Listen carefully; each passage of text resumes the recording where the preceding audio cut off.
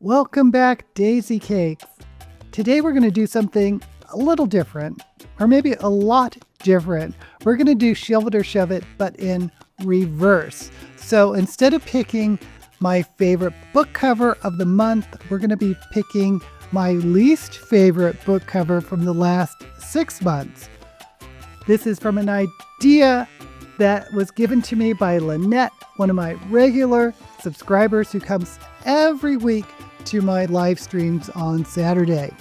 Who am I? I am Daisy Ex Machina, the drag queen detective who investigates all things speculative in science fiction, fantasy, and horror. So if you don't know, Shelve It or Shove It is a little game we play each month where I look at the new releases from the previous month to pick one book to add to my TBR based solely on the covers. So what I've done already is I've gone through each month for the last 6 months from January to June and Shelve It or Shove It and picked my 2 least favorite covers. And what we're going to do is look at each of these now 12 covers and pick one, my least favorite, the ugliest cover I've seen in the past half year, and add it to my TBR because who knows, maybe it's going to be a great book because, as they say, you can't judge a book by the cover, and I've certainly found that out by choosing my favorite covers without reading the blurb or knowing very little about the book. Okay, so starting in January, the 2 of my least favorite covers are Mechanize My Hands to War by Aaron Wagner. As you can see, this is a very minimalistic cover. There looks like to be a mask or a face. And because this was in science fiction, I'm assuming this is some type of AI. And as I'm looking closer at this, there are like trees or something in the eye holes. So that's kind of intriguing, but my goodness, this is an ugly cover. Mechanize My Hands to War by Aaron Wagner. Next in January, in horror, was She's Always Hungry, Stories by Eliza Clark. And I just saw Stories now, and I realize this is probably a horror anthology. But just looking at the cover, this woman sort of spinning around and her hair's going and it's kind of double focused. Not my favorite. It's really not drawing me in. Nothing special about She's Always Hungry. Jumping to February, We Lived on the Horizon by Erica Swyler. And this cover is so bad. It's just this desert scene. It looks like it's in a box and there's another little cutout of a sky. I did pull this from science fiction, so I'm wondering time travel, alternate dimensions, something like that. Really kind of a plain cover. And I had a hard time picking a second cover in February because February had some pretty good covers. But I ended up with I Am the Dark, That Answers When You Call. I actually like that title. And I'm just not a big fan of this illustration with this girl who's like cracking apart and there's these tendrils coming at her or maybe out of her. But as horror goes, it's kind of effective. It's just I didn't have much to choose from in February. In March, we have Blackwood's Blue Sky, a novel by Eowyn Ivy. I don't know how to pronounce that. Okay. Yeah, this is a very childlike drawing. So maybe the main character is a child, but there's this bear and a little girl. And I just don't like this sort of very amateur looking drawing. And I guess it does give me a little bit of a spooky vibe, but yeah, was not a fan of this cover. And of course, the second one is The Strange Case of Jane O by Karen Thompson Walker. What is going on with this one? We have this girl's face, Jane O, that's blurry, there's colors around it. What this could be about, I have no idea. no idea. So we're adding it to the Ugly Cover Contest.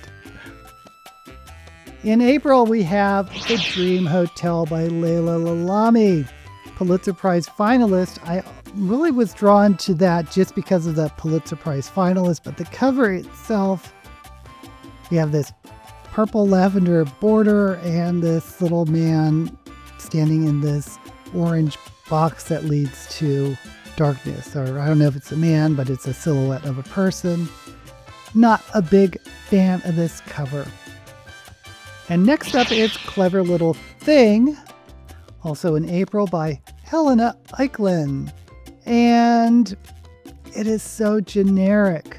We have these paint strokes of a sort of woman silhouette. Looks like a, what do you call it, those cameo figurines or silhouettes. And it's in these broad strokes of paint. I have no idea what this could be about. And I do not like this at all. And this is definitely not a book I would have picked by the cover. I wouldn't even pick it up to look at the blurb. So, in May, we have Terrestrial History by Joe Mungo Reed. Ugh. Ugh. This looks like amateur Photoshop. This gray border, this very plain font, and this globe over mountains. I'm not even going to guess what this could be about, but it doesn't look good. Also in May, and this was also a hard month to choose two covers, but the second one is Where the Axe is Buried by Ray Naylor. And I just don't like this cartoony illustration with this, looks like a city in a box, like dropping down into a forest. I'm thinking time travel, could be alternate dimensions, but I'm just not a big fan of this illustration. Finally, in June was a hard month overall because there weren't a lot of really ugly covers, but I went ahead and picked The Devils by Joe Abercrombie. I just do not like that illustration with the skull, with the candles that make it look like horns. Not a big fan of that. I do appreciate that the cover itself looks like a beat up book, but here's the thing. I really like Joe Abercrombie, the author, so just from the author's name makes me want to find out more about this book. But the cover itself, not so much. And also in June is Awake in the Floating City by Susanna Kwan. I appreciate the artistry of this, but it's sort of repelling me as a book cover. I assume this little would look, I thought at first was a Stonehenge, but I think is the city, these little dark rectangles. It's just odd. It's just really weird. And yeah, not a big fan of Awake in the Floating City. Okay, so we have 12 book covers. Not a big fan of any of them, but I think we can start narrowing things down. Starting with some covers I don't think are that bad. I'm talking about The Devils, I Am the Dark, and Where the Axe is Buried. I think there are a lot worse covers than those three. Oh boy, this is going to be hard. Now, We Lived on the Horizon, while ugly, I think I can kind of appreciate that it's kind of telling a story. Time travel, alternate dimensions. The Dream Hotel, not a big fan of that, but again, I can appreciate maybe there's some type of artistry involved. Same thing with Clever Little Things. Those brushstrokes are at least, maybe this is about a painting, a haunted painting, but at least there's a glimmer of artistry in it. Okay, that leaves Mechanized by Hands to War, She's Always Hungry, The Strange Case of Jane O, and Terrestrial History. Oh, and Blackwood's Blue Sky. Again, I'm going to say no to that because it's at least kind of telling a story. These other ones, I'm not sure about. Okay. Why is this so hard? This is harder than Shelve It or Shove It, because I'm actually nervous to pick my least favorite cover.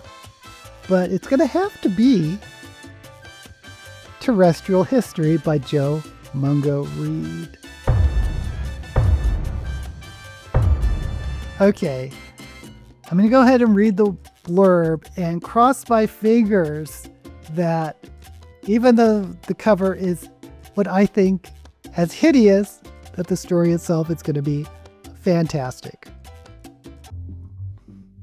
A family saga following 4 generations on a time-bending journey from coastal Scotland to a colony on Mars. Hannah is a fusion scientist working in a cottage off the coast of Scotland when she's approached by a visitor from the future, a young man from a human settlement on Mars traveling backward through time to intervene in the fate of a warring planet. Robon lives in the colony, a sterile outpost of civilization where he longs for the wonders of a home planet he never knew.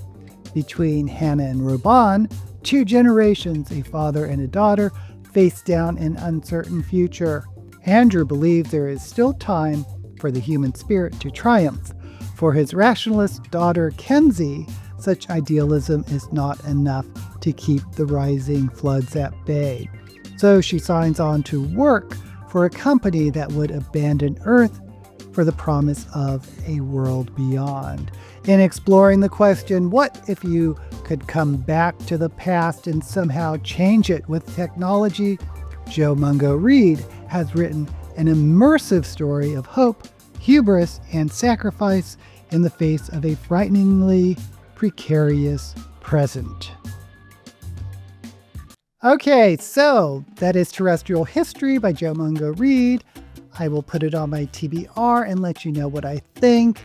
I am a little bit picky when it comes to time travel because a lot of paradoxes really trip me up. But I am kind of curious about a family saga because I kind of do like a good family saga. The last good one I read was, of course, the Greenbone Saga by Fonda Lee. So I'm curious about this one. I'm intrigued. I'm not hating having to put this on my TBR because the cover is so ugly, but the story itself sounds a little intriguing. So it kind of sounds like time travel stories I've read before, but I don't know. Maybe this is a new take. So fingers crossed.